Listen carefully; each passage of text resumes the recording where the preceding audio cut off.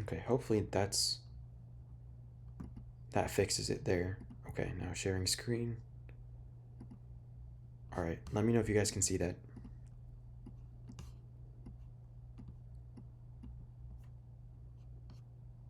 Okay, cool.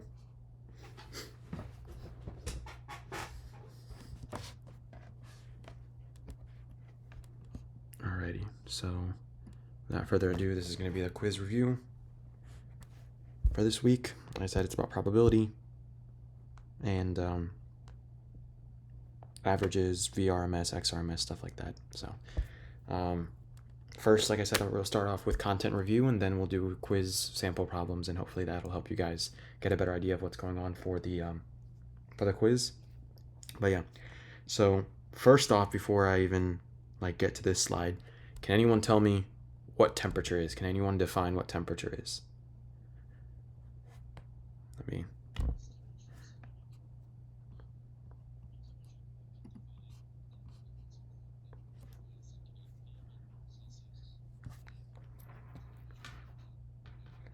So excellent. So it is a measure of energy, and then those are different scales that we use to measure temperature: Kelvin, Fahrenheit, Celsius, right? So temperature is a measure of energy, and to be specific, it's a measure of the average kinetic energy, right, of a group of particles or molecules, right? So if we say then that a substance is or has a temperature of 35 degrees Celsius, right, then we're saying that it has an average kinetic energy of 35 degrees Celsius, and then we can convert that, and there's certain equations that we can use to figure out exactly how much energy we're talking about. And when we say average energy, right, it's average kinetic energy, so average energy of motion, because obviously particles, when they're moving, they have motion, right? So it'll be average kinetic energy in that case. So temperature is the measure of the average kinetic energy of a substance or group of particles or something like that. And then based on that definition, right, if we're saying that temperature is a measure of average kinetic energy, then the more kinetic energy, or actually the higher the temperature, right, the higher the average kinetic energy. And so that's just a general kind of definition of what temperature is. So yeah, like I said, if you're higher temperature, you move at a higher speed, so you have more kinetic energy. And then there's a concept of thermal energy as well, which thermal energy is just the combination of kinetic energy as well as potential energy. And so when you're looking at particles, right, let's say probably the easiest kind of state of matter to look at this would be a liquid, right? Because it's not to a point where there's no motion and there's too much motion. So it's just right in between. So if you have a liquid, right, you're going to have particles that are decently spaced out and they're moving kind of along or between each other. So there's motion, right, of these particles in between. They have some kind of speed, and that gives them some kind of kinetic energy, right? At the same time, between those particles, right, between those molecules, you have bonds and stuff, right? And so those bonds, think of those as kind of a spring, right? And so that spring, right, we refer to that as the spring potential energy, and that's the potential energy of the bonds between certain molecules or between certain particles or atoms, right? So, in a sense, the total thermal energy, right, of a substance would be the total energy of the atoms that make up the object, right? And so that total energy is made up of both kinetic energy, the energy of motion of those particles, and the energy of the interactions between those particles. So the bonds in between them, they give us spring potential energy. And the reason why we say it's spring potential energy and not gravitational or anything like that, right, is because we can think about these particles, right? You've probably seen animations of particles, right, either in high school or here in college, right? There's kind of this oscillating motion between particles. They kind of move. Let me actually do a yeah, there we go. They kind of oscillate back and forth, so they go in a wave almost, right? So they can compress, get closer to each other, and then expand or stretch, right? So they just kind of, it's almost kind of like an accordion. So think of an accordion, right? If you try to play an accordion, you kind of go back and forth, back and forth. It's oscillating, right? So that's the concept of thermal energy. Thermal energy is a sum of kinetic energy and potential energy to give us the total energy of a group of particles, atoms, or whatever. So that brings us now to what Eric said earlier about temperature scales, right? So there are ways that we can, describe or quantify or measure temperature. And those are going to be the Fahrenheit, Celsius, and Kelvin scale. For Fahrenheit, to figure out the temperature in Fahrenheit, you take 9/5 times the temperature in Celsius plus 32 degrees Fahrenheit, right? So that makes sense because if, let's say, we know that 0 degrees Celsius, right, that's freezing point, right? And that's 32 degrees Fahrenheit. Because if we do 0 times 9/5, everything cancels out to be 0, and we're left with 32 degrees Fahrenheit at that freezing point. But you can also think if you're missing this equation on your equation sheet for whatever reason, or if you don't remember, or I don't know what's going on, right? You can also think as 9/5 is about 2, right? So 9/5 is about 10/5, which is 2, right? Slightly less than 2, obviously, but roughly speaking, right? It's 2 times the measurement in Celsius plus 32 degrees Fahrenheit, right? And then obviously if you want things in Celsius, right, you just get your Fahrenheit minus 32, and then, like I said, you can roughly divide by 2, or obviously multiply by 5/9 on the other side. And then we have the temperature measured in Kelvin, right? So we have temperature measured in Kelvin is the degrees Celsius plus 273, right? Some classes will use 273.15, right? That's fine. Either one you can use. 273.15 will give you a more accurate answer essentially, but 273 is fine because it's just going to be a lot easier for your calculator, so you don't mess up any values in rounding and whatnot. But there's also a concept of absolute zero, right? And that's 0 Kelvin. So that's the coldest possible temperature, right? Which is also negative 273 degrees Celsius if you think about it. And that's when all the energy of the atoms are at a minimum. Everything's just kind of like frozen, solid. Not as in, I don't mean like a frozen or solid state of matter necessarily, but in terms of like particle motion, like all of that, it's just there's no motion. There's nothing like active in the substance or for the atoms, right? So there's just no like motion whatsoever. So energy, the atoms is at a minimum. And then there's a little tidbit here. So ideal gas is the only thermal energy, or the only thermal energy in an ideal gas is kinetic energy of the atoms. So absolute zero corresponds to all the atoms having no kinetic energy, right? So for an ideal gas, right, you wouldn't have a lot of like bonds or interactions between the particles. And so really, for an ideal gas, the only type of energy that you would have would not be particle interaction, so no spring potential energy, but it would actually just be kinetic energy. So if you're at absolute zero, where all the energy types are at a minimum, right, then for an ideal gas at absolute zero, 0 Kelvin, right, then you would have 0 kinetic energy. I mean, we could do this quick check if we wanted to, but like this is just a matter of like converting between temperature scales, which I hope nobody has like a huge problem with. But basically you would just take every single one of these values and kind of find like a common like value for them. So you can either convert the Celsius to Kelvin and the Fahrenheit to Kelvin as well, and then just compare those Kelvin values together, right? Or you can convert them all to Celsius, for example, whatever is easiest. I think probably converting to Celsius is probably easier because there's an equation for this that can convert to Celsius, and there's an equation for this to convert to Celsius. So that way you can just kind of look at what's going on. But yeah, that one's not too bad. Now here comes like the big chunk, or the big concept with regards to temperature and energy, and that's degrees of freedom. So anyone want to take a shot and tell me what they think a degree of freedom is?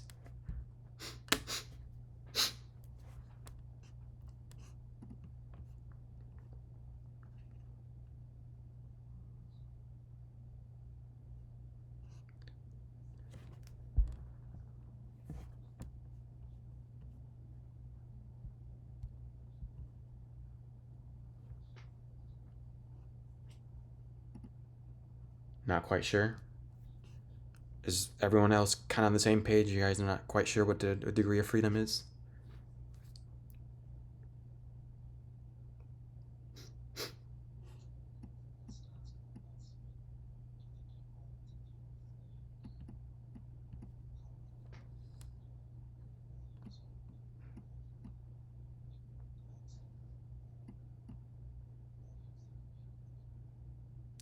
That would, yeah, that would be a great stats definition, I think. But I think, yeah, they do use the same terms. Like degrees of freedom is a term in stats. I'm not gonna like say for sure like if that's the 100% like correct definition for that because I'm not sure if I remember either. But in terms of like physics degrees of freedom and like energy terms, um, degrees of freedom are ways that you can store energy, right? They're like you said, it's an independent variable, right? Aspect of a system, and in this sense, it's an associated energy, right? And so degrees of freedom are ways or states to store energy, right? So specifically, they store quadratic energy and quadratic, like quadratic function, quadratic equation, right? They're going to be functions that have like the form that is like y equals x squared, right? So if you think about kinetic or potential, kinetic is half mv squared. So you have that quadratic, function there, and then you have spring potential energy, like I said, and that's half kx squared. So you still have that x squared as well, right? So there are ways to store energy, specifically quadratic energy, um, for particles, right? So in this case, there's usually three different ways you can store energy in a particle, and that's just usually based on like the movement of the particle itself. So a particle can move, for example, in the x, y, or z directions. And so if we take a particle, it can move in the x direction, right? Positive x or negative x. It can move up and down along the positive y or negative y. And it can move like into and out of the page along the z axis, right? So if you just think about like something moving up and down in front of you, moving left and right, and then like moving away from you or towards you, right? There's usually three different ways that a particle kind of can store energy, and specifically kinetic energy in that case because it's energy of motion. Um, so location, though, right? Just to say like, oh, a particle is located at this position or that position, that's not uh, I guess, a way of storing energy. So we don't consider it a degree of freedom. Um, there's also degrees of freedom, right, with regards to the potential energy that you're storing, right? So if you have, for example, like they have here where they're saying a block on a spring. So if you stretch the spring, that's a way of storing energy, right? Within the spring itself. So the compression and the stretching of the string itself, that'll be a way you can store energy. So either stretching or compressing the string itself, or the spring itself, sorry, that's a way of storing spring potential energy, and that's a degree of freedom in that case. And then you also have the velocity of the block itself. So the block, if it's moving only along the x-axis in one direction, 1D motion, right, it can move positive x or negative x, right? And that's just moving along the x-axis would give you a vx, right? So velocity in the x direction or speed in the x direction. And then that would be a way of storing energy, right? And that's just energy, kinetic energy specifically, energy of motion. So usually, though, our examples will talk about like gases, specifically ideal gases. And so with ideal gases, right, the reason why I said usually it's just three different degrees of freedom is because, like I said earlier, like for an ideal gas, they're not going to have a lot of like particle interactions. They're not going to be like they're not going to have like strong bonds between them or anything. No real oscillations between particles or atoms. And so in that case, you really don't have much spring potential energy. Actually, none in an ideal gas. And so the only type of energy that you can store essentially in an ideal gas would just be kinetic energy. And so if you think about a gas, right, where all the particles are just moving around everywhere, right, they have a lot of motion. They can move in the x direction, they can move in the y direction, and they can move toward you along the z-axis, or actually, drew that wrong, away from you along the z-axis, or toward you along the z-axis. So for an ideal gas, like I said, that's usually going to be the example that we're using. And that's why usually it's 3 degrees of freedom. Now, the main distinction to make here is that it's 3 degrees of freedom per particle. Per particle. So just looking at like one atom, it has 3 degrees of freedom. It can move in the x, y, or z direction. Now, really, we never usually look at just one particle alone. We're looking at a group of particles. And so in that case, right, if I have two particles, each with 3 degrees of freedom, DOF is degrees of freedom, then how many total degrees of freedom do I have?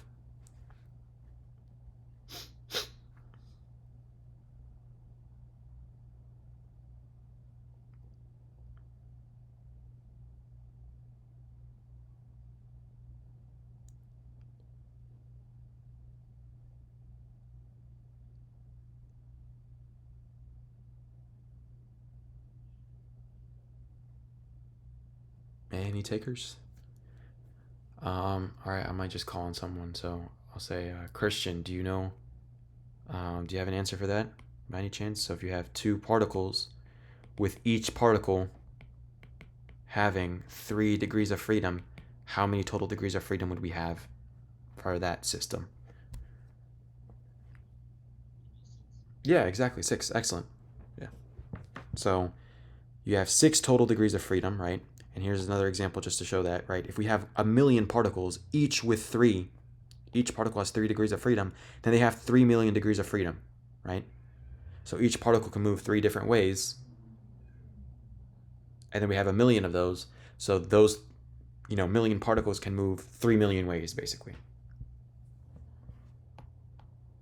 But yeah, that's the concept of a degree of freedom.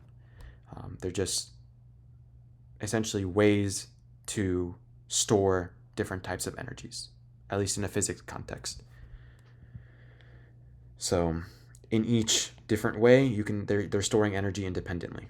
And like I said, they have to be quadratic, so they can't be like gravitational potential energy. It has to be either kinetic or potential, and that's spring potential, by the way. But yeah. Now when it comes to average energy per degree of freedom, right? So for your average energy, right, when you have something in like brackets like this, it's denoting average. For your average energy per degree of freedom, it's equal to 1/2 kBt. Kb being Boltzmann's constant, which is 1.38 times 10 to the negative 23rd joules per Kelvin, and T is your temperature in Kelvin, right? So if you're 1 degree of freedom, for every degree of freedom, the average energy is equal to 1/2 kBt. Now, if you wanted to figure out what's the total, energy for a certain amount of degrees of freedom, right? You take the degrees of freedom divided by 2 kBt, right? So F here, this would be 1 degree of freedom. We can make F here 3 degrees of freedom, for example. So for a particle in an ideal gas system, right? Remember we said that for an ideal gas particle, it will have 3 degrees of freedom, Vx, Vy, and Vz. There's 3 different ways to store motion in that sense. There's no spring potential energy. So there would be 3 ways to store energy. 3 degrees of freedom per particle, right? 3 degrees of freedom per particle. And so if you wanted the thermal energy associated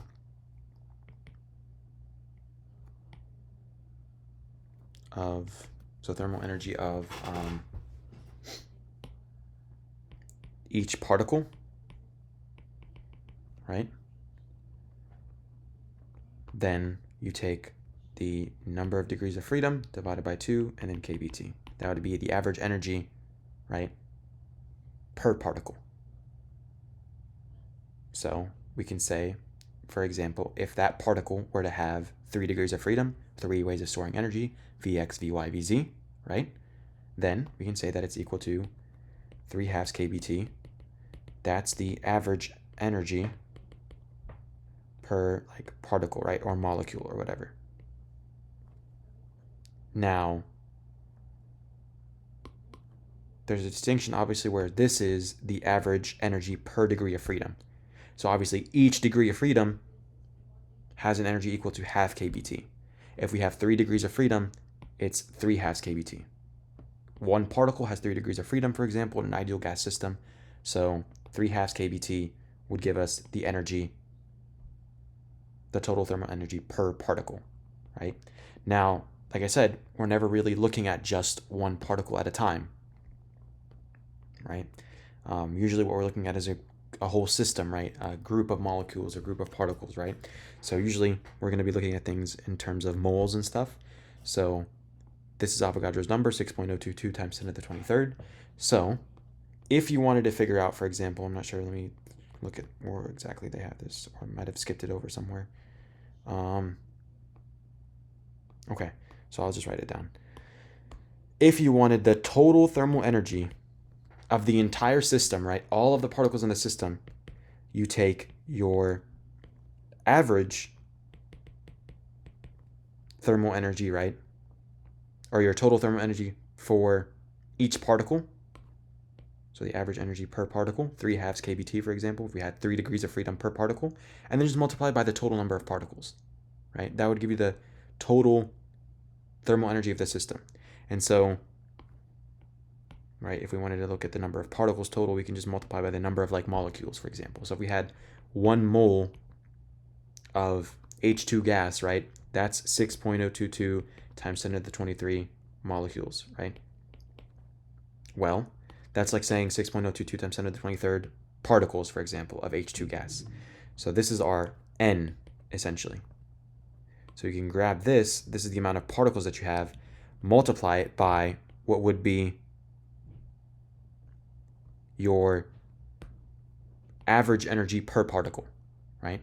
So if I said average energy, right, per particle, that's equal to the total thermal energy divided by the number of particles that I have, right? So I added up all my energies. Think about this as like as if we're talking about marbles, right? This person has 3 marbles, this person has 4 marbles, this person has 6 marbles. I add up the number of marbles divided by the total amount of people there are. So I look at what's my total number of energy divided by the number of particles there are. So if I wanted to figure out the total thermal energy for the whole system, right, for all of the particles together, all I have to do is multiply the thermal energy, or my bad, I would have to multiply the average energy per particle times the number of particles, right? And so we already determined that the average energy per particle would just be the number of degrees of freedom per particle divided by 2 times kBT. So F over 2 times kBT gives you the average energy per particle, right? And so if we said if you have an ideal gas system, for example, they usually have per particle 3 degrees of freedom. So 3 is your F. 3/2 kBT would then give you your average energy per particle. And if we wanted to find the total thermal energy of the entire system, factoring in all the particles, all the molecules in the system, it's as if we were looking at just a very simple like average problem. If this person has 3 marbles, this person has 4 marbles, this person has 6 marbles, you add up the marbles, you add up the thermal energy, you divide by the total number of people that have the marbles, you divide by the total number of particles that would have energy, right? So you take your thermal energy divided by the particles to give you the average energy per particle, right? And so if you just multiply by the number of particles, take your particles multiplied by the average energy per particle, multiplied by n number of molecules, for example, that gives you the total thermal energy in that entire system. So that's where this comes in, this equation here. The total thermal energy of the entire system would be the number of degrees of freedom per particle divided by 2 times the total number of particles there are. So if this is DOF, right, the number of degrees of freedom per particle is what F is, right?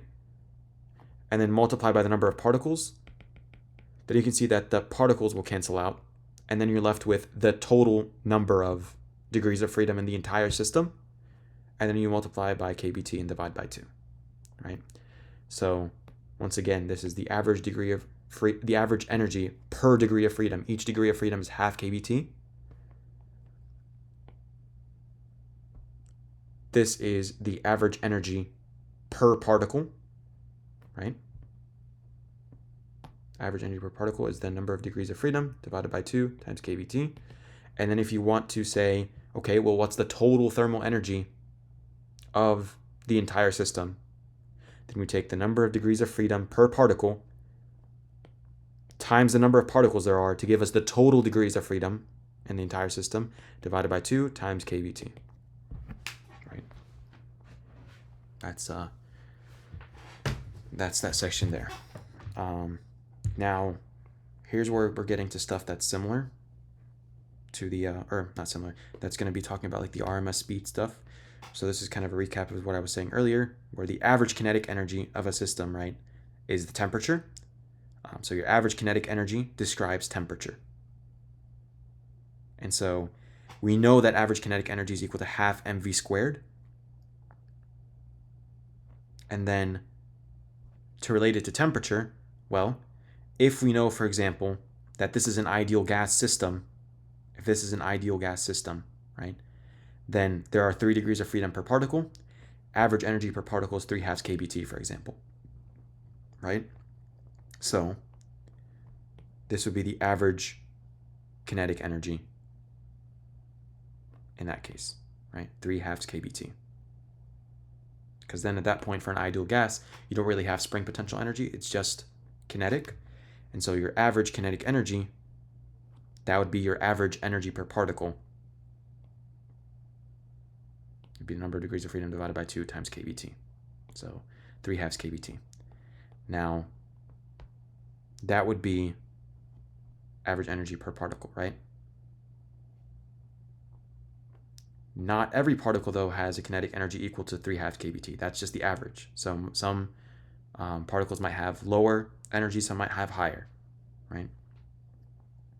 Now, like I said, that's your average per particle, right? If you wanted to figure out the total kinetic energy, not the average kinetic energy, the total kinetic energy, well, we would have to add times n to this, because then it would be the total thermal energy, the total kinetic energy would be the average times the number of molecules that you have, right? So if we wanted to figure out, if we just took off these brackets and we were looking for the total kinetic energy, right, then it would have to equal 3/2 kBt and then times n, right? So 3 degrees of freedom per particle, and then multiply by the number of particles to get the total degrees of freedom of the entire system. That would give us the total kinetic energy in that case, right? And then this here, this v squared, I'll get into that probably later, but this right here is your what I want to say, your RMS speed squared. This is your RMS speed squared. So if we were to go back like and kind of rewrite this in a way that kind of looks a little bit better, that kind of makes sense, it would be like saying half mv RMS, and then whatever your VRMS was, square that, right? Now, when you're actually doing these equations, and we'll get to this in a second, you'll see that VRMS, for example, is equal to the square root of v squared with the exponent on the inside of the brackets, right?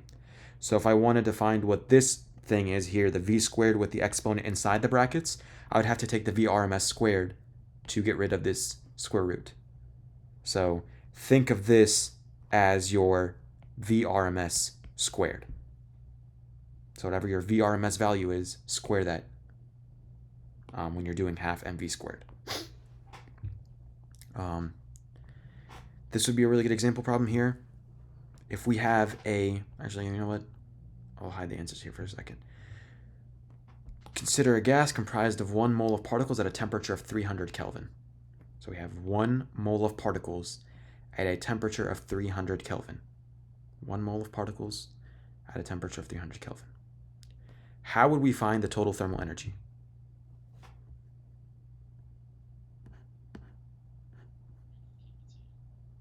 Exactly, right? So we would take the, actually I think I might have done it wrong here as well, so there we go, excellent. For the total thermal energy, yes, you would take 3/2 kBt, right? Yeah, it's 1.38 times 10 to the negative 23 joules per Kelvin. Nope. And so for the total thermal energy, it should be the 3/2 kBt, right? And actually, I think I adjusted for it here. So I wrote F over 2 times kBt, and then I actually gave the n there. So I should have an n right here. My bad. But yeah, like Eric said, total thermal energy would be that 3/2 kBt, which is your average energy per particle, times the total number of particles there are, right? And so we take 3/2 kBt, assuming this is an ideal gas, right? So there's only 3 degrees of freedom per particle, Vx, Vy, Vz. So you take 3/2 kBt, and they said the temperature is 300 Kelvin, multiplied by the total number of particles there are to give you the total thermal energy of the entire system. So this thermal energy, 3.7 kilojoules, would be 3,700 joules.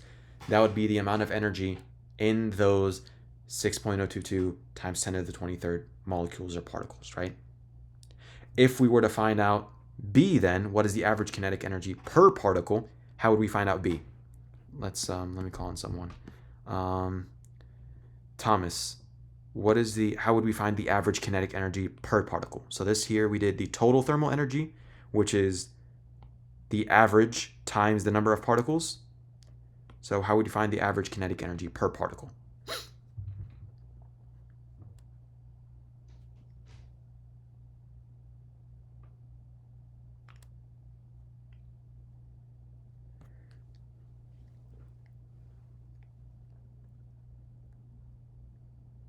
Yeah, exactly. Use the same formula without Avogadro's number, 3/2 kBt. So that would give us the average kinetic energy per particle, with each particle having 3 degrees of freedom. So remember, it's the number of degrees of freedom divided by 2 times kBt, right? If we add times n to this, then this gives us the total number of degrees of freedom of the entire system, and that gives us the total thermal energy. If we remove the n, like Thomas said, right, then we're left with just the number of degrees of freedom per particle, and so that gives us the average kinetic energy per particle. So if this is 3 degrees of freedom, right, 3 degrees of freedom per particle, Vx, Vy, Vz in an ideal gas, then it's just 3/2 kBt, right? Yeah, no worries about the mic. Yeah. Now, if we wanted to figure out what speed does this correspond to, right? What speed, and remember, when we're calculating the speeds and stuff, right, it's a measure of the average kinetic energy. That's the way we can use those equations. So if we wanted to figure out what speed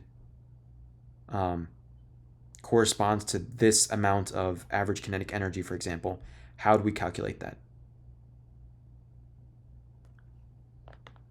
Let me see if I can call someone else. Let's do Medina. Do you know how we can figure out the speed that corresponds to this certain amount of average kinetic energy?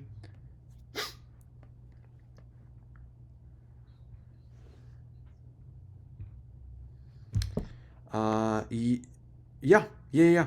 So if you wanted to figure out the RMS speed, right? I remember what I said earlier about the RMS speed being like VRMS squared for this section right here. So we can use that equation, right, to figure things out. So we take that average kinetic energy that we had, set it equal to half mv squared, and then whatever v that we get here, like I said, that v is going to be your RMS speed, right? So this v squared is your VRMS squared. VRMS squared, right? Like I said, VRMS is equal to, and we'll get to this in a sec, it's the square root of this section right here. And so this v squared with the exponents on the inside of the brackets. So if we wanted to get just this section alone, this value right here to plug it into this equation, we'd have to take the VRMS squared. And so if we square both sides, right, we get rid of this square root, and we're left with VRMS squared is equal to the average speed squared, where the exponent is in the inside of the brackets. And so we can just substitute VRMS squared here. And so what we get whenever we solve for our v, that v is going to be the RMS speed, and that's 680 meters per second, right? Now it says, if you doubled the temperature, would the speed of the particles double as well? So if you double the temperature, right? If we double this temperature here, multiply by 2t, would the speed of the particles double as well?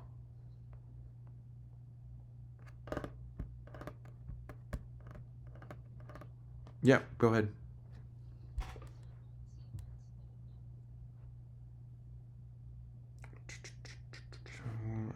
Oh, so this is, okay.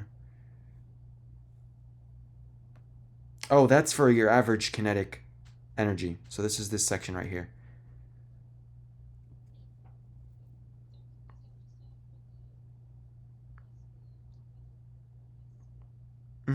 So we have our average kinetic energy from part B, right? That's the 3/2 kBt. And so I set that equal to the half mv squared because they're equal to each other, right? 3/2 kBt is equal to half mv squared. Now, like I said, this v here, this v squared with the brackets on the inside, that's the same thing as saying your VRMS squared. And so, oh, what value did I use for m? Oh, I'm so sorry. So for m, right, they told us that it was what? So consider a gas comprised of 1 mole of particles. I think this problem might have been missing some information, maybe. I don't know. Hold up. Let me see if did they list anything out here, because we don't have really an indication of what the mass is. But I think it might have been just oxygen, I want to say. Yeah. So I guess they, oh, here it is. Here it is. Particle mass is 16 grams per mole. My bad. I missed that part. So yeah, this would be your mass is 16 grams per mole, right? And that's actually, okay, so let me go back here for a second because this is a really important part. So if your particle mass is 16 grams per mole, that's your molar mass, right? The mass that you use here actually would be the mass per particle. So this is a really important concept here. So thank you so much for alerting me to that. So this mass is mass per particle, right? Is the mass per particle. So if we had a system, right, of oxygen and the molar mass of oxygen is 16 grams per mole, then we multiply by the number of moles, right? That cancels out. Divide by the number of particles, right? So this is just Avogadro's number here, right? So we want to figure out then the grams per particle. So the mass per particle in that sense. And so we just take this and plug it in here for m. This is our mass per particle, grams per particle, right? So your mass here is your grams per particle, your mass per particle. So that's an excellent question. Thank you so much for alerting me to that. But yeah, that's C for what does the speed correspond to. Now, if you double the temperature, though, would the speed of the particles double as well?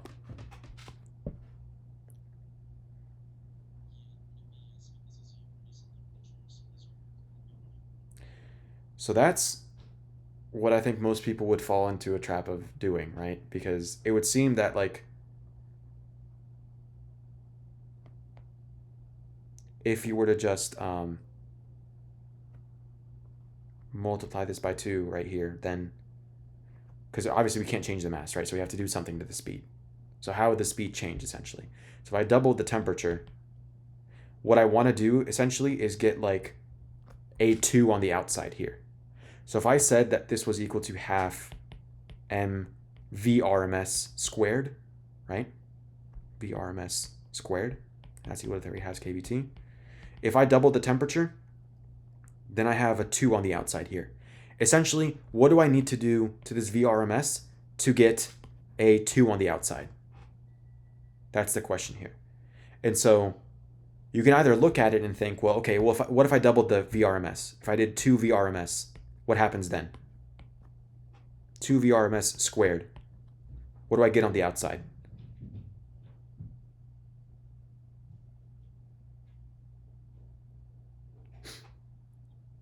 Exactly, 4, right? So at that point, you would have to rewrite the equation as, okay, well, it's 4 times 1 half mvrms squared, right? Because if you doubled the vrms and took the whole thing squared, then you have 4 vrms squared.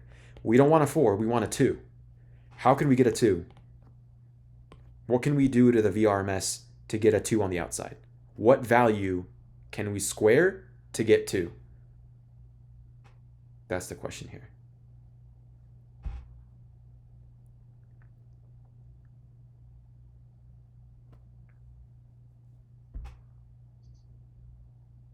Excellent, yeah, square root of 2. So we take the square root of 2, right, times the vrms. So if we multiply the vrms by a factor of square root of 2, then we get, and if we square this whole thing, right, we get vrms squared times square root of 2 squared. And the square root, once you square anything, right, once you square a square root, that square root sign goes away and you're left with 2. So 2 vrms squared. So that's the case there, right? Actually, let me not erase that for a second. Does that make sense to everyone? Because if you take the square root, if you multiply the vrms by a factor of the square root of 2, once that whole thing is underneath like the parentheses, you take square root of 2 times your vrms, so you multiply the vrms by a factor of square root of 2. When you square those two values, you get vrms squared, and you get square root of 2 squared, which is just 2. So you're left with that 2 on the outside like we want. Because if we double the temperature, then we have to double this side here as well. So how do we get a 2 on the outside? That's the case there. Now, another way of thinking about it is if you were to just isolate the variable vrms, right,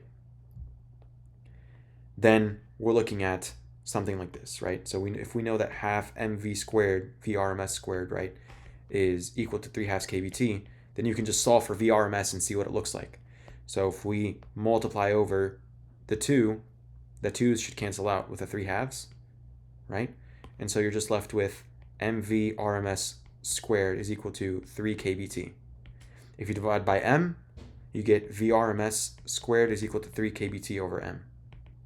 Then if you take the square root, right, then you just get your vrms is equal to root 3 kVt over m, right? And so you see here, if you double the temperature, right, you don't double the speed. What you would do then is you would just multiply the speed by a factor of root 2. So root 3 kV 2t is the same thing as saying root 3 kVt over m times square root of 2. Does that make sense?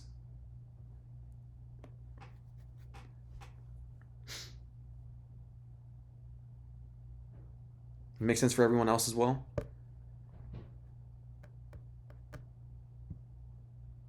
Okay, cool. Now we get to probability, right? So I'm just gonna skip the definition of what probability is, because I just want to get to the idea of what we're doing with probability, essentially. Let me see if this slide has any important information. Flipping a single coin. Okay, no. Right. Yeah. So for probability, right, this seems very basic, but it's going to be between 0 and 1, right? All your probabilities, when you add them up together, they have to equal 1, right? So if I were to say probability of flipping heads is half, probability of flipping tails is half, and half plus 1/2, right, is 1. So whatever all my probabilities are, they have to add up to 1. That's one aspect of looking at the probability of an outcome, right? Probability of 1 is not really a probability at that point, it's a certainty. It says that something will definitely happen. Probability of 0, not really a probability at that point either, because then it'll definitely not happen. Probability of 1/2 tells us that something is equally likely to occur, or two things are equally likely to occur, right? Now, like I said, for the idea of flipping a coin, right, probability of flipping heads is half, probability of flipping tails is half as well, right? So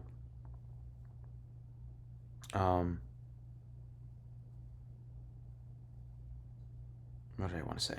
So, oh, okay, now I remember. I don't know. I was looking at it, I just missed it. But if we were to look at something like a die, right? We look at the number of outcomes that are possible. 6 outcomes, right? 1, 2, 3, 4, 5, 6.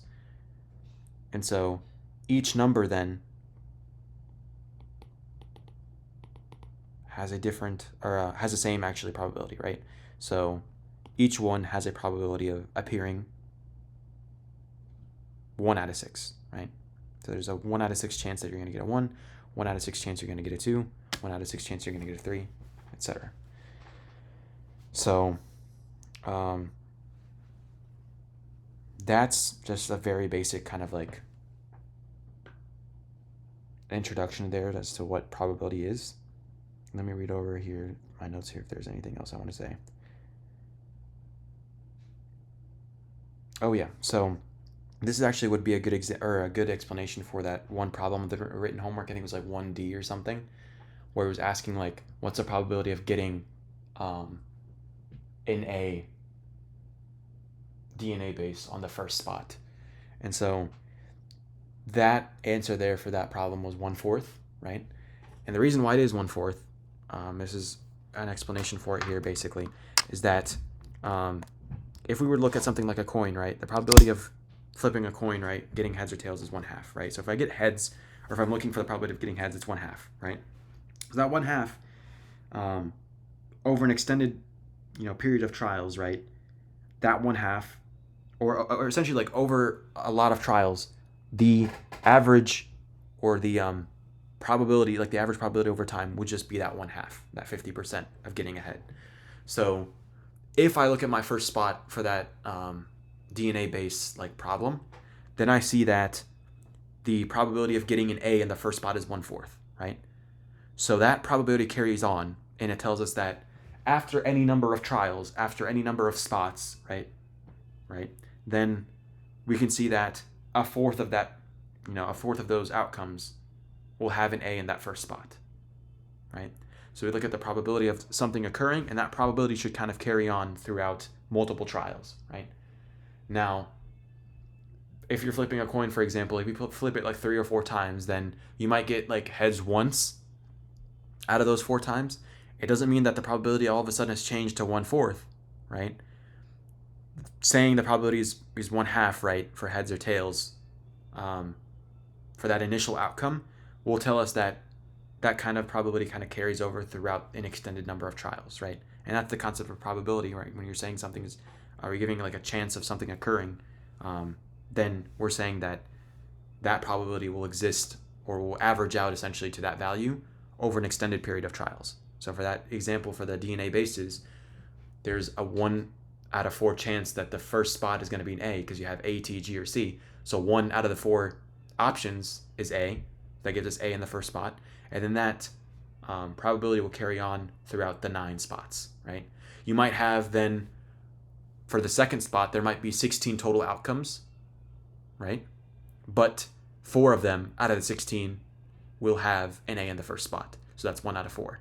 If I carried on to the third spot, right, then I have 64 outcomes, right? And so out of those 64 outcomes, I have 16 that are going to have an A in the first spot. That's also 1/4 again, right? So that probability kind of carries on, because it doesn't like, it might change like in between over time or something, whatever, right, with a coin. But in a sense, over an extended period of trials, over a large number of like DNA spots or whatever, then you're going to see that same average throughout, basically. So, yeah.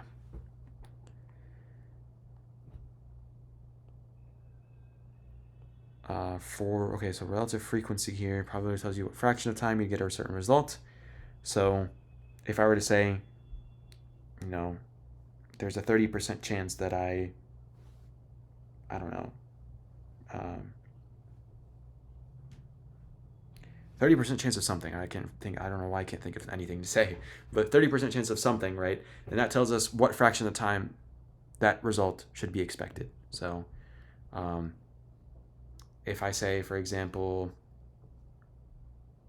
like if it's not a fair die, and there's a 30% chance that I can roll a 1, for example, that's that might be like an increased probability or something. Or let's say 40% chance, right? So 40% chance to roll a 1. Well, then I should expect that 40% of the time, essentially, I should get a 1 over an extended period of experiments or extended period of trials, right? So, like they say here, right, if you flip a coin a million times, you'd expect that roughly half of the time, 50% would come up heads, half would come up tails, right, over a large number of trials. So if you roll a die millions of times, roughly 1/6 of the time you'd roll a 1, 1/6 you roll a 2, etc., right? So same thing with that DNA example. If you have that first spot as 1/4, if you roll it up, if you have so many bases, right, then about 1/4 of the time you're going to have an A in the first spot, for example. So the more the experiment is run, the more trials you have, the closer you get to that expected kind of probability, right? Like I said, if you flip a coin like 4 times and you get 3 heads and 1 tail, then you might think, okay, well, it's I'm going to only get tails 25% of the time. Well, that's not the case, because you only done 4 trials. So if you do like 1 million, 2 million, 3 million, right, theoretically, things should average out to be 50%, 50-50 over the long run. And then for probabilities here, for probability distributions, right, you can just add all the probabilities up to get 1, like I said. And if all the probabilities are the same, like if you have a fair coin or a fair die, right, then the distribution is called uniform because all the probabilities are the same. So they're all like, think about like uniforms for like school. Everyone wears the same thing, so all the probabilities are the same. I don't know if I should go into detail with this DNA stuff, but because I just want to make sure we have enough time for the quiz problems. Let me see how much is left. Is it just these problems? Because there's still like the histogram stuff that I want to go over, and this average stuff. Okay, I might just skip the DNA stuff for now because I think you guys have had like plenty of practice with this, with the online homework and the written. But I will post my slides as well, just so you guys can see like what my work is for this stuff. But for a histogram, whenever you're drawing a histogram, you usually have a range of values, right? And those, the bar graph should be touching, or the bars should be touching, right? Here they technically have it wrong, but it is what it is, I guess. So for a histogram, they show how many outcomes of a random process lie within a specific range. So between, or we can say, for example, like we can expect to see, well, this would be like 7.5 or something. Yeah. So we can see that around 7.5% of the molecules will have a speed between 200 and 300 meters per second, for example, right? So each little bar, each little range there, we have a probability of, finding a molecule, for example, with that specific speed or that range, or a speed within that range, essentially. So if we were to think about something with a uniform distribution, right? Remember, uniform, we said that the probabilities are all the same. So where the probabilities are all the same, then you shouldn't see like differences in height, because this would be percentages or probabilities on the y-axis. So for a uniform distribution, they would all have the same probability. It would look like a flat curve there, right? And then you just have each little outcome, right? Or each little range even, right? And so the area underneath that curve then would be 1. Because you take your number of outcomes there multiplied by the probability for each outcome. And so 6 times 1, 6, for example, this is for a die, then you just get 1. So the probability of 1 there. But that's for a uniform distribution, right? This is another example of the DNA stuff. So this, I'm not sure if you guys will do this for 131, but I know this is a concept in 132, is that if you have these two like independent processes, basically, right? If you're flipping a coin, the first flip is independent from the second. The second is, second is independent from the first. Third is independent from the second. None of the flips are dependent on each other. So probability of getting ahead on the first flip would be 1/2, for example. And then for the next flip, it would be 1/2 as well. If I wanted to figure out what's the probability of getting, 2 heads in a row, then I just take the probability of the first times the probability of the second, because they're two independent outcomes. So 1/2 times 1/2 gives me 1/4, right? So the probability of getting heads out of 2 flips would be 1/4 of the time. And I said this in my older, like 2 days ago in my old session. The way you can figure out the number of outcomes is take the number of like choices or options that you have, right? So either have heads or tails, so that's 2 options, and then raise it to the power of the number of trials, the number of experiments that you run, the number of spots of DNA that you have, right? Or the number of boxes or a number of whatever, right? So if I have 2 choices, that's heads or tails, that's 2 choices. I raise it to the number of times I flip the coin, for example. So if I flip the coin 2 times, that's 4 total outcomes. If I flip it 3 times, that's 8 total outcomes, right, etc. If I have those DNA bases, right, well, I have 4 choices, A, T, G, C, right, A, T, G, C. There's 4 choices. If I have 1 spot, raise it to the number of spots, right, I only have 4 choices for the first spot, right, or 4 outcomes for the first spot. I could either have A, T, or G, or C in the first spot.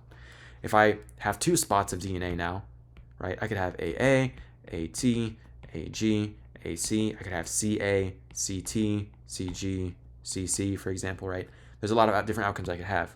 To find out the number of outcomes, I just take the number of choices, that's 4 choices, right, per spot, per trial, raised to the number of spots, raised to the number of trials, raised to the number of experiments, raised to the number of coins flipped, right? So I have 2 spots there, so I'd have 16 total outcomes in that case for the DNA example, right? So the number of choices raised to the number of flips, experiments, spots, boxes, stuff like that. Rolls as well for die, right? For averages here, really the main thing that you need to know, like that's going to be very relevant to the problems on the quiz, is this VRMS concept right here. So there's V squared with the exponent on the inside of the brackets, and there's V squared with the exponent on the outside of the brackets, right? This right here just means that you're finding your average as normal, and then whatever average at the end that you have, you take it squared, right? Or you square it. So if I have 3 marbles for this person, 4 marbles for that person, and there's 2 people, right? Then my average is 3.5, right? That's my average X, for example, right? Or we can say that if that wasn't marbles, if it was speed or something, it would be average V. In order to get average V squared with the exponent on the outside, that's just saying, okay, whatever my final answer is, I take it and I square it, right? For VRMS or XRMS, right? Or my bad, not VRMS. For V squared with the exponent on the inside, or X squared with the exponent on the inside, that's a little different, and I'll go into it here in a second, because that is squaring values from the beginning, right? This isn't quite the same, but it's almost like saying, okay, if this person had 3 marbles and the other person had 4 marbles, then I take each marble squared, add them up, and then divide by the number of people there are. Theoretically, it'd be that kind of concept, right? And you can see that here because, well, for a normal average, right, you add up the number of marbles, you divide by the number of people, right? You add up the number of distances divided by the number of people, right? Whatever. Number of tree heights, for example, like those problems in their homework, divided by the number of trees, or add up the different tree heights, my bad, divided by the number of trees, you get your average height, for example. But if you know the probability for each different outcome, so what's the probability of having a tree that's 2 meters tall, right? What's the probability of having a tree that's 3 meters tall, whatever.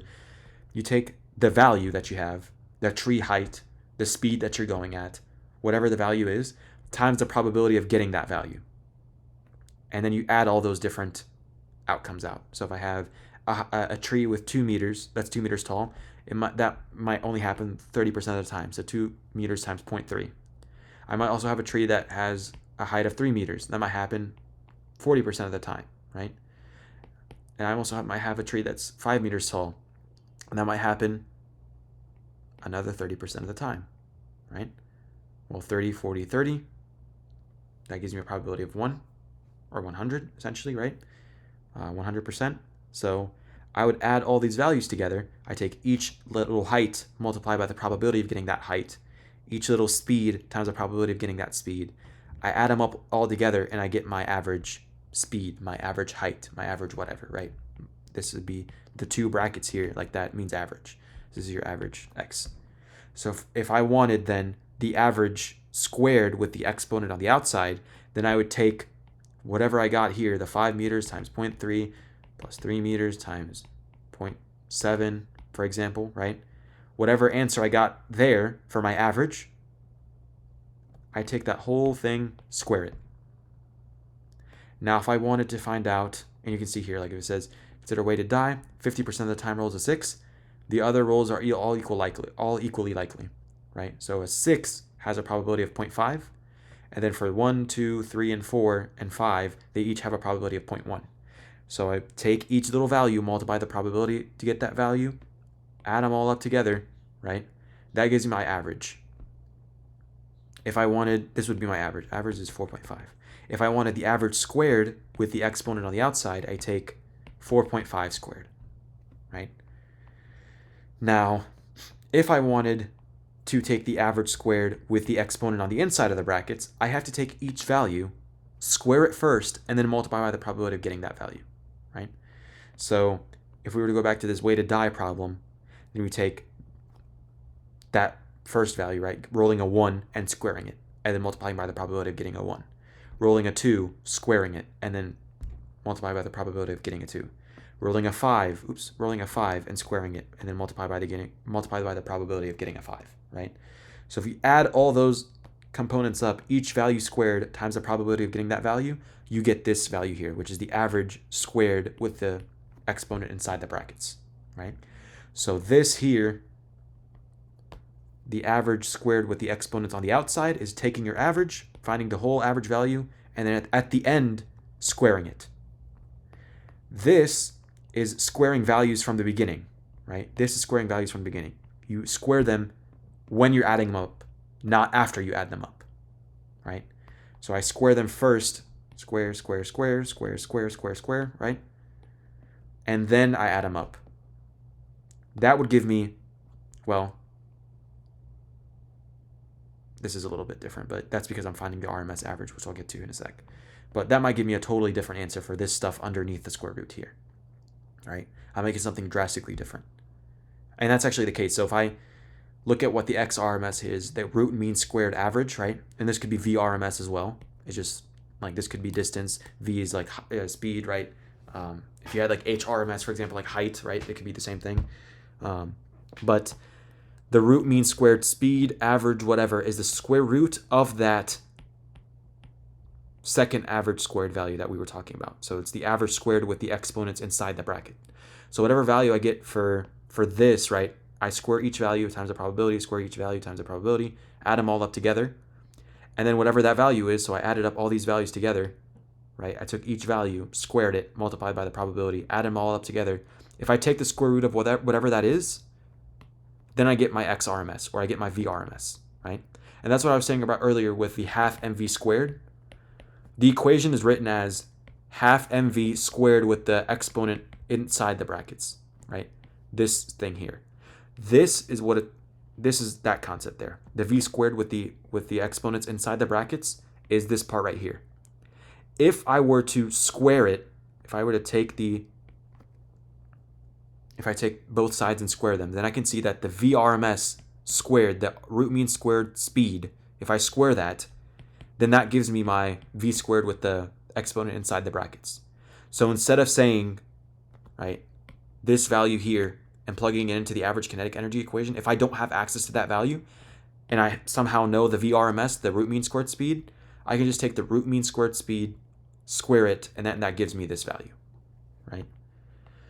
So if I wanted to, let's say I got my XRMS was 4.8, how would I get my,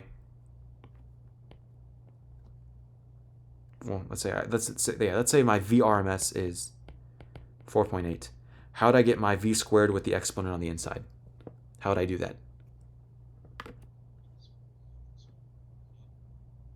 Ooh, almost.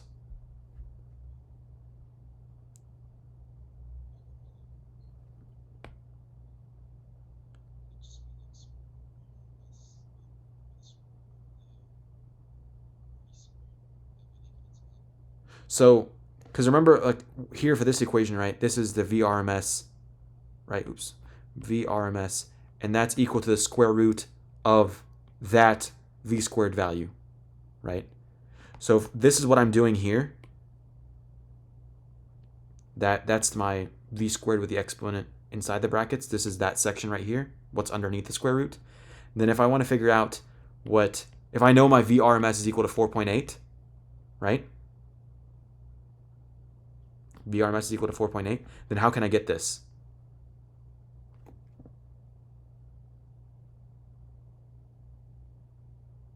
So yeah, 4.8, yeah, 4.8 squared, exactly. So you take 4.8 and square it, because then that would get rid of the square root sign, and that would give you your v squared with the exponent on the inside. Does that make sense, Eric? Okay, cool.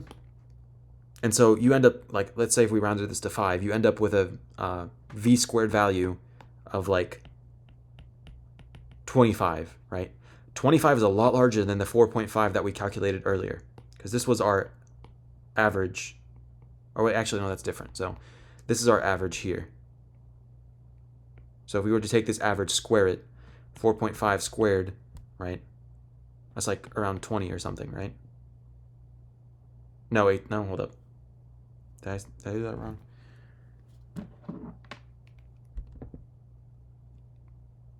Yeah, I think I might have done that wrong. So yeah, if you take 4. No, that's about right. No, yeah, that's about right. 4.5 squared, if you square that, right, you get around like 20 point something.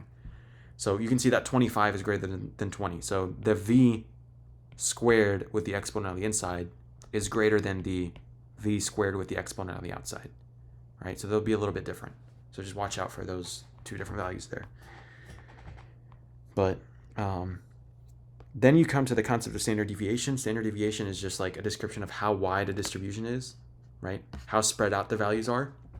So the way we can figure that out is by taking that like v squared with the exponent on the inside minus the v squared with the exponent on the outside, right?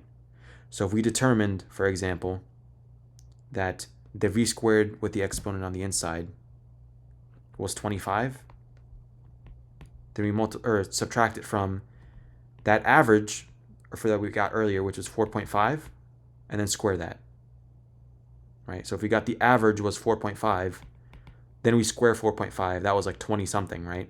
Then you take 25 minus 20, right? That gives you around 5, and so the square root of 5 would be your standard deviation, for example, right? And so the more something is spread out, right, the more the data is spread out like this, the higher your standard deviation is. But yeah.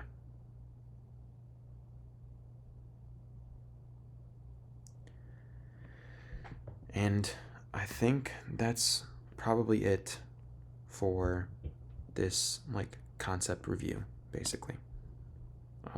Any questions at all about any of this stuff? Honestly, it's just being wary of the two different like average values, whether the exponent is on the inside or the outside, because that'll differ or change up like what you're doing exactly. But you guys have access to all the equations anyway on the equation sheet on the quiz and on the exam and stuff, so just got to keep track of what's going on. Make sense so far?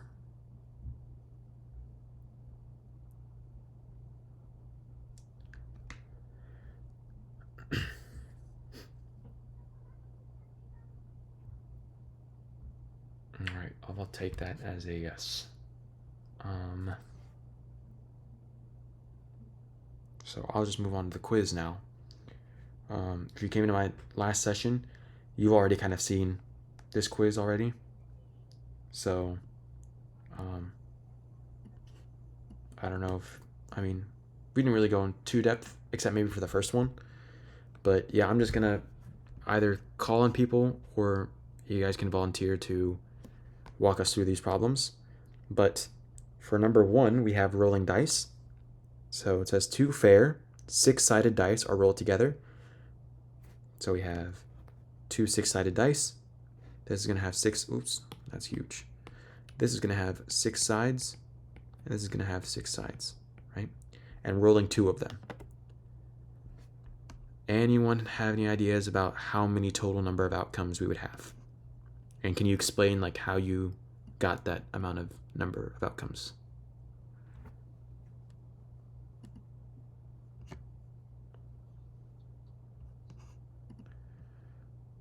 How'd you get 12?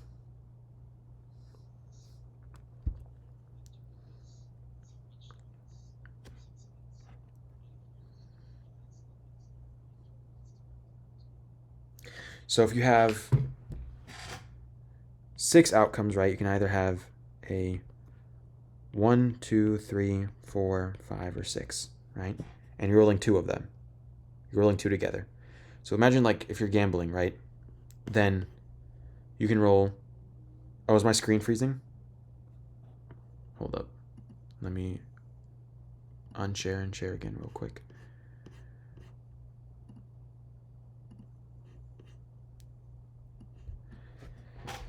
So if you have 6 outcomes, right? And if I'm rolling 2 of these dice, or 2 of these die together, right? I have 1, 2, 3, 4, 5, 6 for the first die. And the second, yeah. Did you notice something?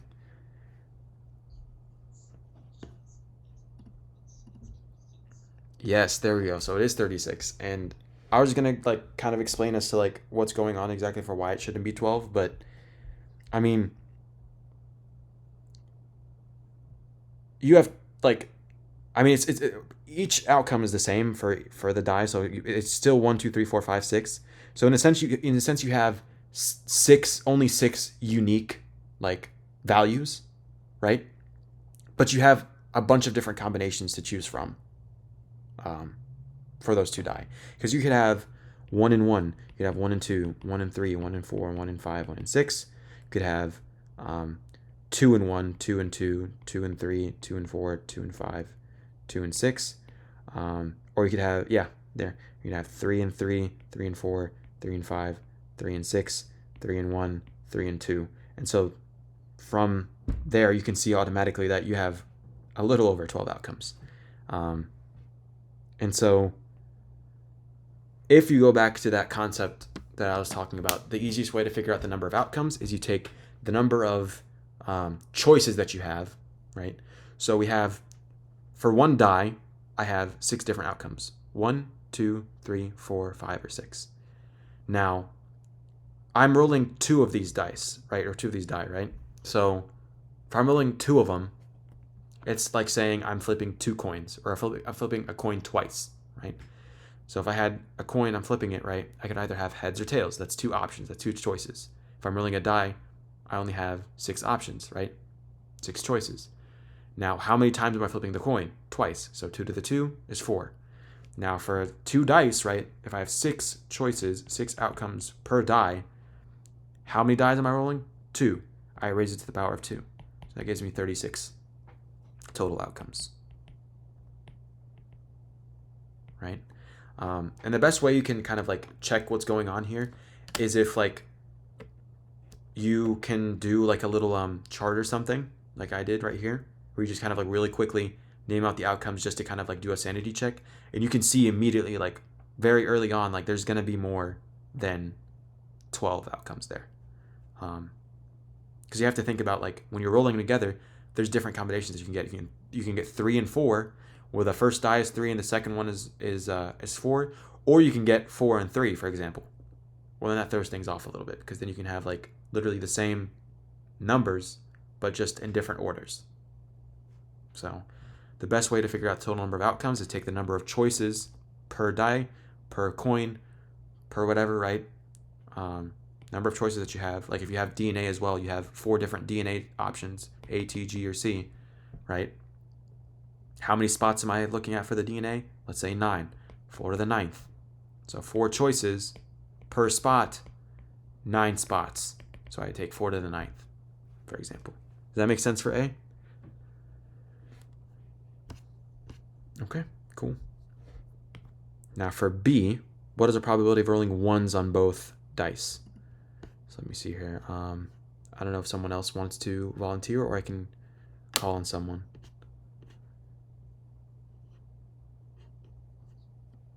Okay. Yeah, go ahead. Give it a shot.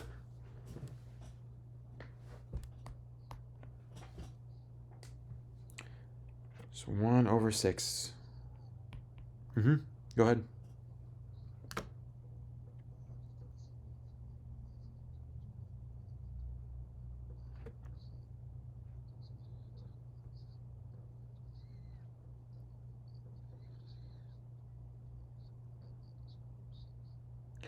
So for the probability of rolling ones on both dice, right? So we're taking each outcome, like one outcome in this case, or one outcome is the result of two die, right? So this is an outcome, this is an outcome, this is an outcome, this is an outcome, right? Right? Rolling two ones is an outcome. Rolling a 1 and a 2 is an outcome. Rolling a 1 and a 3 is an outcome, right? And so we said already that it wasn't going to be 12 outcomes. It's 36 actually, right? So if it's 36 outcomes, that should be our denominator, right? There's a total of 36 outcomes. Now, how many of those, this is what the question is asking, how many of those outcomes would you have two ones? So a 1 and a 1.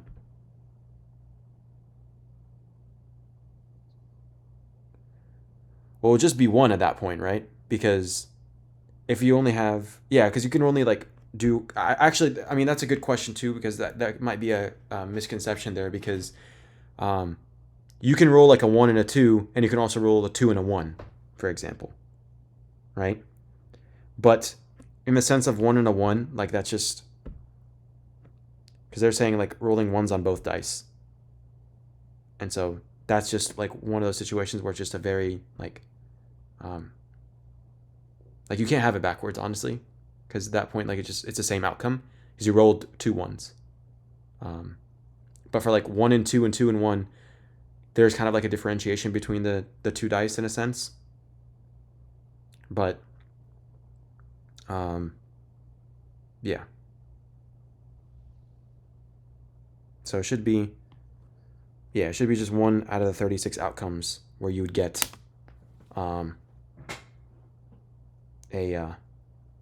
you get two ones. So one outcome out of 36 is where you would get two ones, rolling ones on both dice. Yeah, no worries.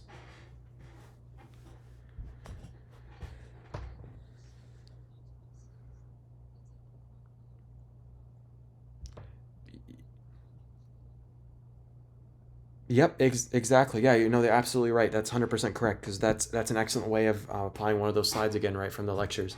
Because rolling a dice is independent, or rolling like the second dice would be independent from rolling the first one, assuming everything is fair, right?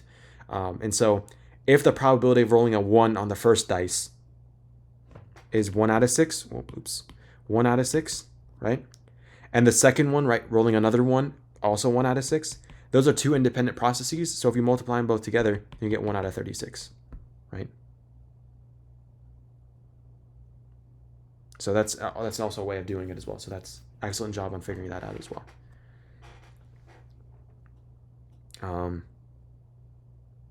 Same thing for like 2 2s, right? So 1/6 times 1/6, right? You only get one outcome where you're rolling 2 2s. Now, part C, they're asking us what is the probability that the numbers rolled up to a total of 9, right? So you have to think about how those dice would add up to 9, right? Because we have 1, 2, 3, 4, 5, 6. What values would add up to 9?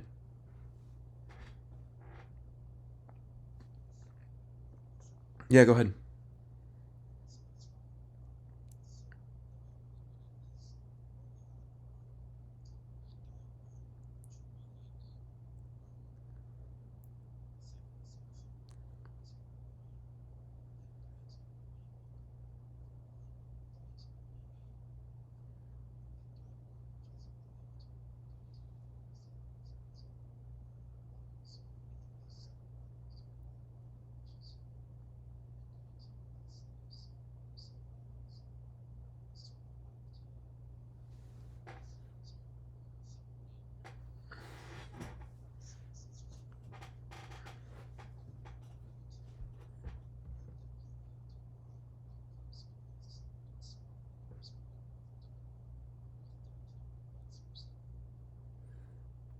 Okay, so this is you're talking about specifically for part C, right?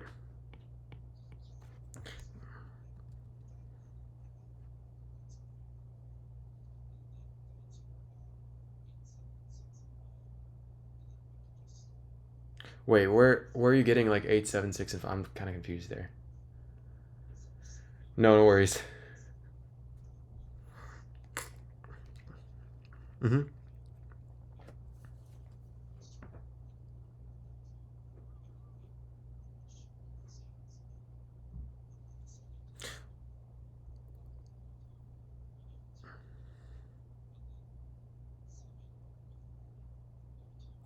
Oh, but hold up. I gotta stop you there. I gotta stop you there because they're only six-sided die, right? So the options that you would have would just be like 1, 2, 3, 4, 5, and 6. I was like, my guy, where are you going with this? I was like, eight. What you mean eight? um, but yeah, no. I mean, like, yeah. Go ahead, Medina. Mm-hmm.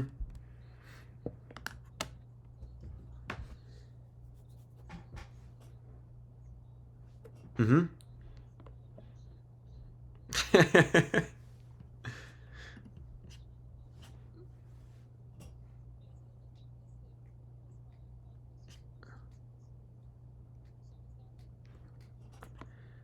Exactly. Yeah.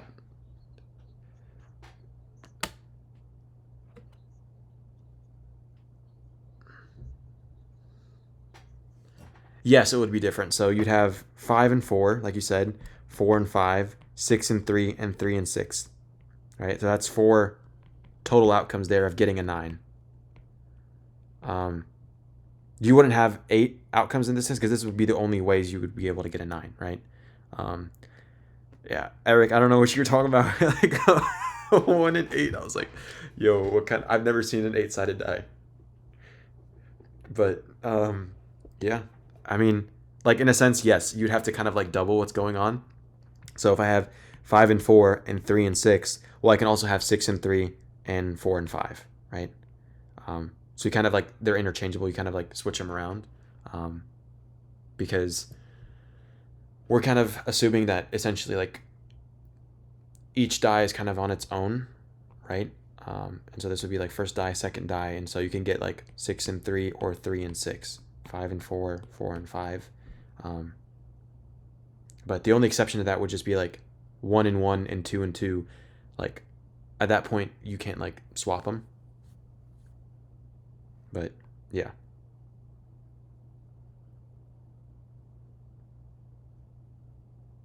does that make sense for C? Because it would just be 5, 4, 4, 5, 3, 6, 6, 3. That's four outcomes, right? Um, that would give us a 9, and so 4 out of 36 would give us 1/9. So around 11% of the time or so, you would get a total of 9. Does that make sense for everyone?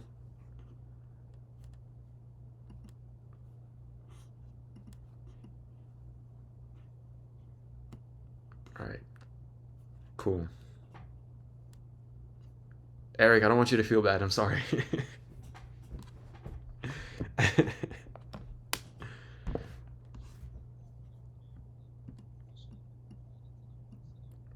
No, no, you're good. You're good. Like I was like mad confused at first. I was like 8, 7. I was like, I don't know if like I'm just not focused today or what. But like I understood, like I understood sort of where the question was going at first. Like if you can like switch the numbers, but then what threw me off like midway through, I was like, wait, where is he getting these numbers? But um, yeah. Anyway, um, that's like about as hard as the probability is gonna get, I think, on the quiz, in my opinion, because there's just no time for you to like really waste on the probability stuff. Because what's more important and what's going to be on the exam, like you're more likely, I think, to see a problem like this than a straight up just a probability problem on the exam, I think. But that brings us to this second one, which is the hot gas. It says speed of molecules from a gas at a temperature of 350 Kelvin are measured. So temperature is 350 Kelvin. Yielding the histogram shown to the right. For computations, you may assume that for each bin, the molecules have a speed equal to the intermediate value of the bin. So this right here has a speed of 150. This right here has a speed of 450, right? This one has 750, and this one has 1050, right?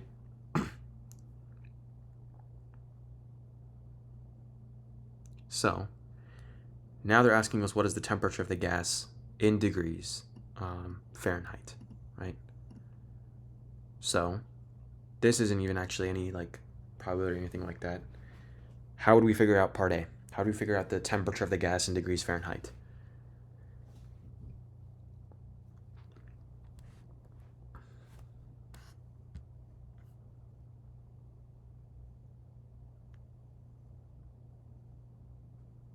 Let me ask, okay, so I'll ask Mariam, do you know how to figure out the temperature of the gas in degrees Fahrenheit?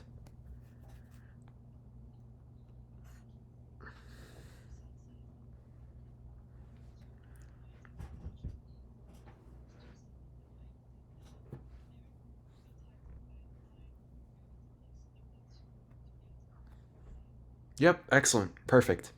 So yeah, we take first the 350 Kelvin, set it equal to temperature in Celsius plus 273, right? We subtract things over, we have the temperature in Celsius is around 77 degrees Celsius, right? And then 9/5 times the temperature in Celsius plus 32 gives us our Fahrenheit. And so if you do 9/5 times 77 plus 32, that should give you your Fahrenheit, and that should be around 170.6 degrees Fahrenheit, roughly. Yep, excellent job. So that's a very simple temperature kind of conversion there. Now, for part B, they're asking us what's the what's the RMS speed, which is the VRMS, right? VRMS speed, right? That's what we're trying to figure out here. So if we have the temperature in Kelvin, right? And we have all these different speeds here. What is VRMS equal to? Remember the equation for it?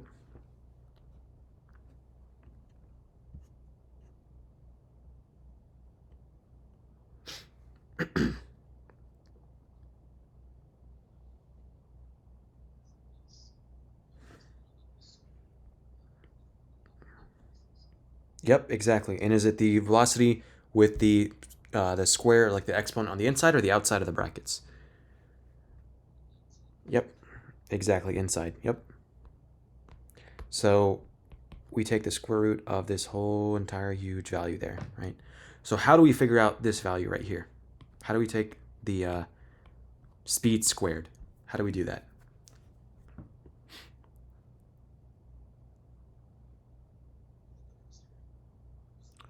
Yep, exactly. And from the histogram, like what exactly are we doing? Like, are we multiplying things? Are we adding? What's the general form of what we're doing here to figure out the average speed squared?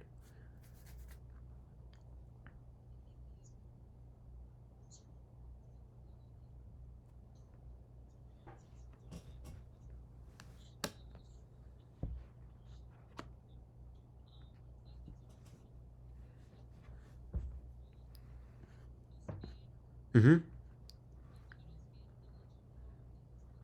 Okay. Mm-hmm. Yep. Excellent. And then yep, and then you add them all them up together, right? So excellent there. So you take each speed value, square it times the probability.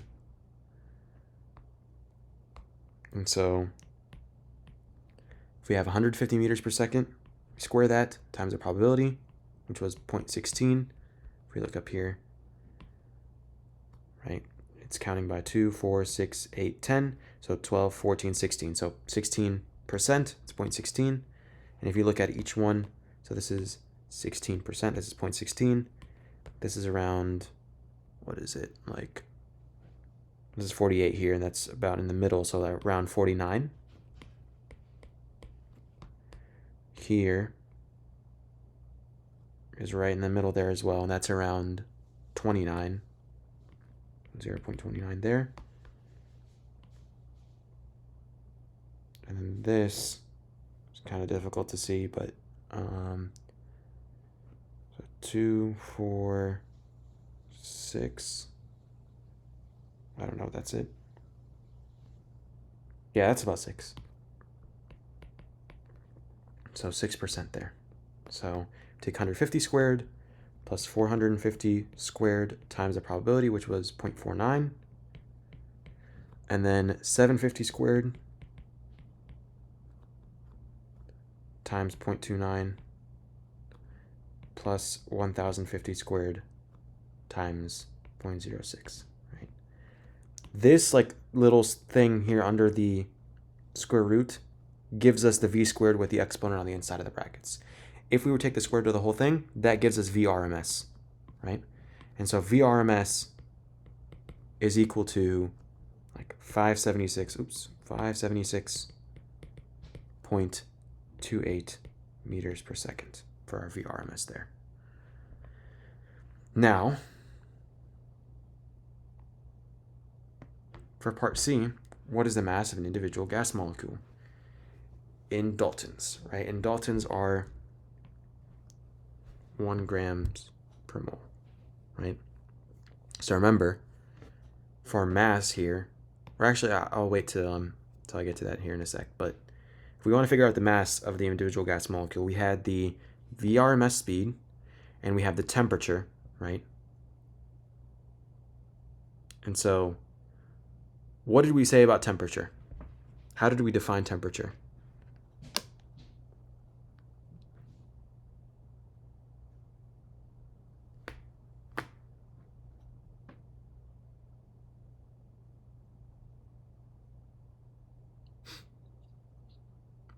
Yep, exactly, average kinetic energy. So if we know that the average kinetic energy is the temperature, do you also remember the equation that relates the average kinetic energy to temperature?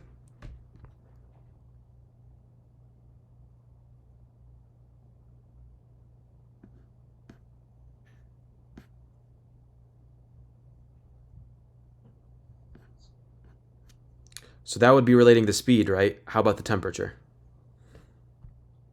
Yeah, exactly. 3/2 kBT. And then we can also relate average kinetic energy to speed, which is half mv squared. And that v, like I said, is the v squared with the exponent inside the brackets, right? And like I said before, this right here, to get it, it would be the same thing as saying the VRMS squared is equal to this. So if we just take our VRMS, square it, we can get this value right here, right? So now we have this mass right here that we want to figure out. Anyone remember what was unique about this mass? What did I say that it was the mass of what?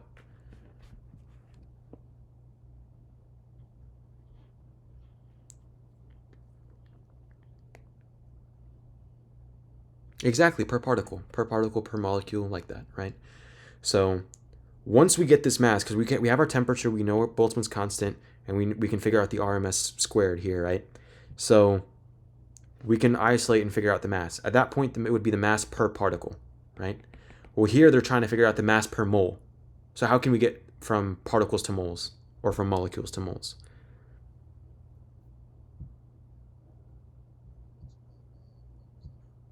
Yep, exactly. Multiplied by Avogadro's number. Yep. So it would be like grams per particle, and then Avogadro's number of particles, right? Divided by 1 mole, right? Now, the thing is, that's how to get grams per mole. Now, based on your knowledge of like kinetic energy from the past chapters and stuff, what are the units of mass here? What are the SI units for mass? Kilograms, right? So then we also have to convert from kilograms to grams to get to Daltons, right? So there's also multiplying by 1,000 there somewhere, right? So any volunteers to walk us through how to figure out the mass here?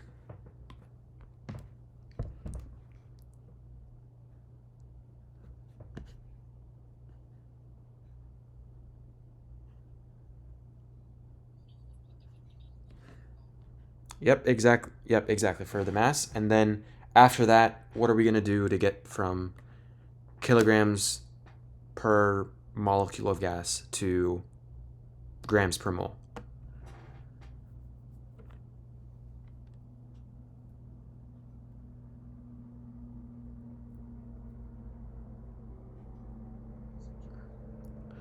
I said, how do we get from kilograms per molecule of gas to grams per mole?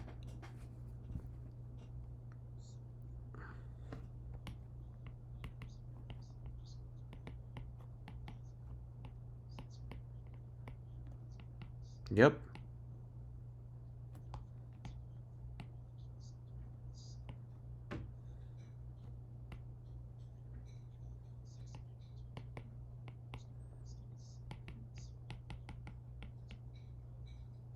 Yep.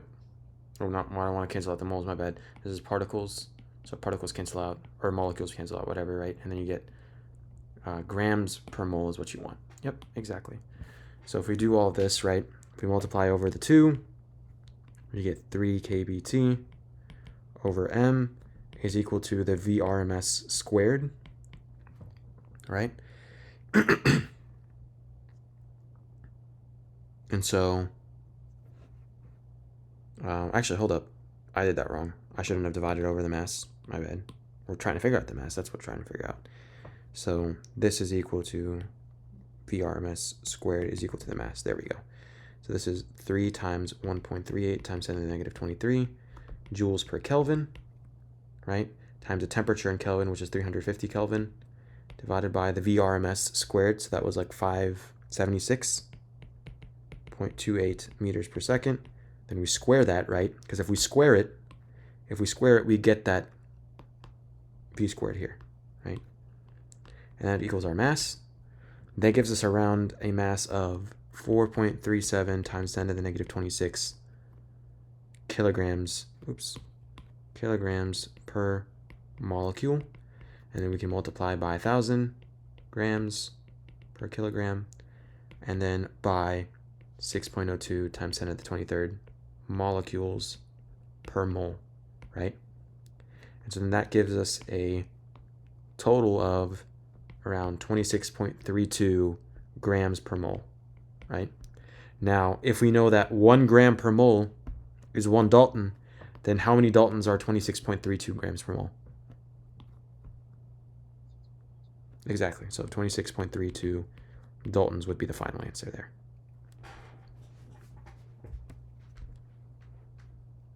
Yep. So that's problem 2 there. You're bound to see something like this for sure. The last thing that maybe I want to go over is like, I think, yeah, so I remember someone saying like, what is it, the group practice problems or something like that. Let me pull them up real quick. So it's my week 12, I think. No, that's not it. Week 11, I think it was.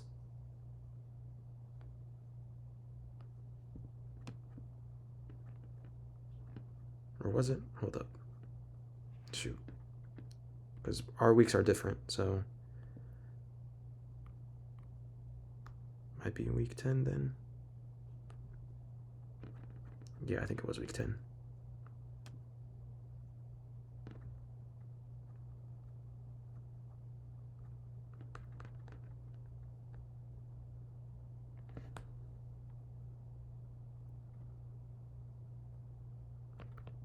Oh shoot, but I think our group problems are different. Darn. Okay. Basically, I think the question was that like someone was asking about like why here for this top problem. You guys can see this problem, right? One sec. Let me see. You guys can see the written homework problem. Yeah. So someone was asking as to why like we couldn't just do because they were asking like what's the probability that one of the molecules chosen at random has traveled 15 micrometers or more. So what I did was just take the different probabilities that were 15 micrometers or more and add them up together. So 0.01, 0.06, because those were over 15 micrometers, and then add them up to these two as well because they were also over 15 micrometers. So I just 0.01 plus 0.06 plus 0.06 plus 0.01 gives me 14%. someone was asking as to why we couldn't like figure out the probabilities in between. So like here, somewhere in between, you're going to get 15 micrometers, right? And so like apparently on one of your group problems, the way they did it was they took the probability, so that would have been like 0.23 for that range, right? Because like on a histogram, from like -10 to -20 or something, or really it's the other way around, so -20 to -10, like that whole range there, if that was a graph, right? If that was a bar, then your probability here would be 0.23, and then in the middle you'd have -15, and so -15 or more would just be this area here. So the way they did it on one of the group problems, they said like 5/10, right? So half that like range, half that like block, and then multiplied by the probability. So 5/10 times 0.23. So someone was asking as to why you couldn't do that necessarily, and I think it's because the fact that they don't give you ranges here. They're not like telling you that the range between -20 and -10 is 0.23. Because if you were to do that, right, that wouldn't look the same. Because essentially, that's the way they kind of did it here. And so they just did like where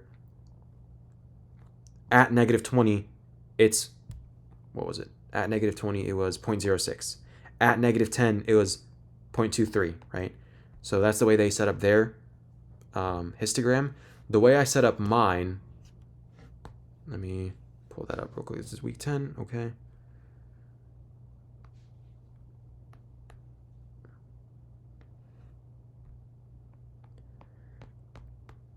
The way I set up mine was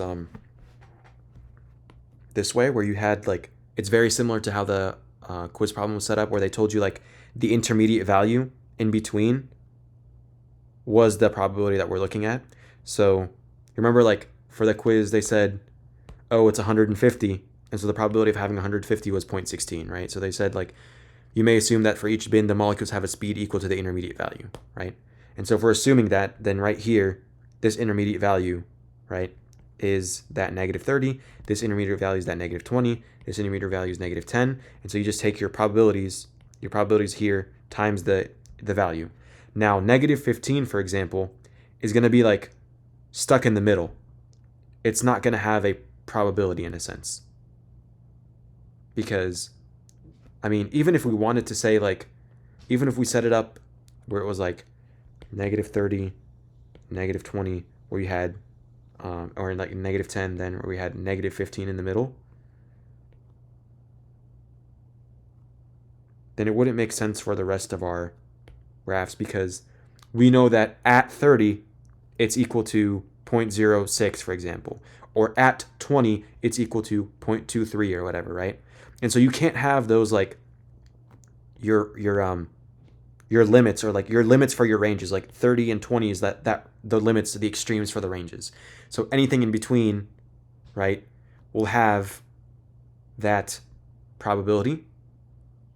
And so there's like this stats rule where it was like, I don't know, Eric, can you help me out here? So I think this for stats, it was like for a histogram, it's like -30 to less than -20 or something like that, right? That's how like histograms are set up, because then -20 can't even be a value.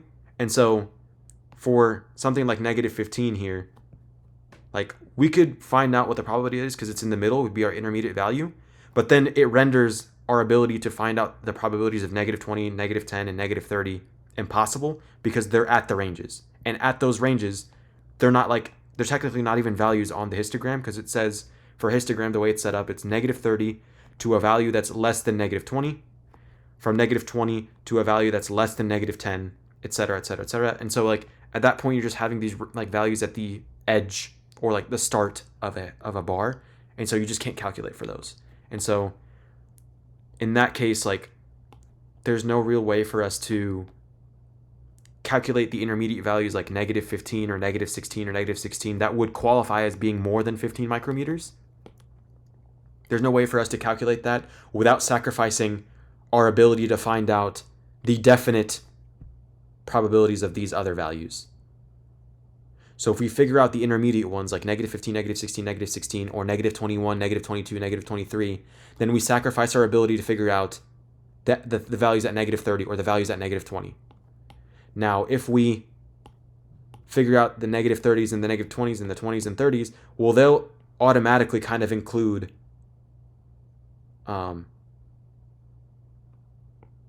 that specific like factor or that specific condition of traveling 15 micrometers or more.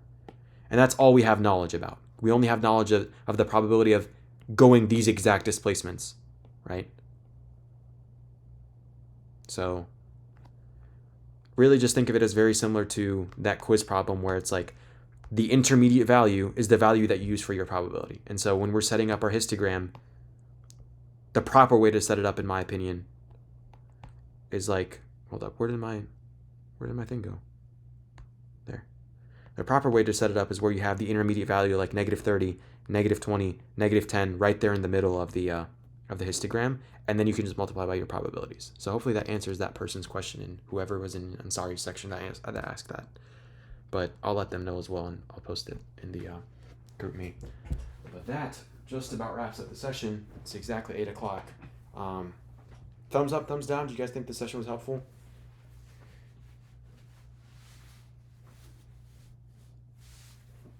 Yes? Okay, awesome. For the, like, what was it called? What was I going to say? You guys all have access, like, to the stats book that I sent in the chat as well, right? Let me copy and paste the link as well. Like, it's not necessary. I think the probability is like not too bad, but oops, there we go. So that's the stats book that you guys can use. I think it's a very helpful book. Chapter 6, I think, is the probability section. If you want to give that a real quick look, just to like maybe solidify the concepts of probability a little bit better, or even use it for next semester, because 132, like the first like 4 or 5 weeks is just like all probability. But once again, like it's a probability that doesn't really like go delve deep and isn't very advanced. So maybe this stats book will be a little bit too much, but I, definitely remember using my stats book to review probability again for physics 132. But yeah, I think that's been it for this session. I think some people were asking about like 132 if it was harder or easier than 131. It's kind of tough to answer that question because like 132 is entirely different than 131. Like you almost like maybe the only thing that you use in 132 that was directly applicable, or like the concept that was directly applicable from 131, is like Newton's laws or the forces, right? Otherwise, like electricity and magnetism are entirely new like concepts. Like circuits are entirely new. The concept of magnetism is entirely new. The microstates, like energy stuff, maybe like the only thing would just be like thermodynamics, but not work. Just concepts of energy and like kinetic energy and potential energy for the first couple of weeks. But I mean, judging by my exam scores, like I felt then that the exams and stuff were a lot easier than 131. They're all written. There's no multiple choice on the exams. The quizzes are, in my opinion, I thought the 132 quizzes were a lot more difficult. There's just a lot more to do. They're not necessarily like difficult in the sense that like what they're testing is difficult. It's just that there's a lot to do in 20 minutes. Like I felt like it was double the work that we had to do in 131 quizzes in the same amount of time. So, I mean, I'd just be prepared for that. But like in general though, the exams are very, very good in my opinion. The averages were significantly higher than 131. Like our averages for our year were like around a 66 to 65 or lower. But for 132, they're around like a 70 something, 75 for some of them. But yeah. So anyway, I mean, I hope you guys found this session helpful. And good luck on the quiz tomorrow. I'm still planning on having an MSLC session tomorrow. But I'm not quite sure if I'll still have it at this point, just because it's getting to a point in the semester where it's like getting super, super busy. So, and I have an exam to study for this week. So, but yeah, I mean, I'll let you guys know if I'm still holding it tomorrow or not. But like as usual, like if you just send me a DM or something, I'll usually try to reply as soon as I can. But yeah. All right. I will end the recording on that note, and peace.